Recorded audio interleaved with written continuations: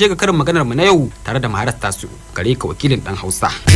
Bahari abin sha'awa al'adun mu yau kasar Hausa. Karin maganar mu na yau dan hakin da karena haka ta sa muka fita muka zanta da yan Hausa domin samun karashin wannan karin maganar. Ga yadda zantawa ta mu ta kasance da su. Dan hakin da karena, shi yake wahalar da kai. A ta ka fahimta kenan? To ban san ta ga fahimta, ai ka san Hausa ba dabo ba. A matsayinka na malam Bahaushe zaka ji malam Bahaushe yana karin magana dan hakin da karena. Dan hakin da karena wata ran kaya ne amma gaskiya ban san amsar ba. Gaskiya dan hakin da karena shine Hausawa suke cewa yake tsone maka ido. A matsayinka na malam Bahaushe da zai kan karin magana dan hakin da kake tare maka gaba.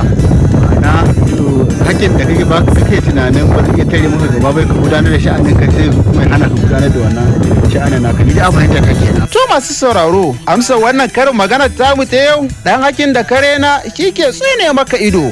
Ma'ana dai a nan wani wanda ake ganin bai isa kome ba shine yakan isa har ma ya wuce ya kai inda ba a yi zato ba sai ka ga mutane suna ta mamaki in sun ji labarinsa.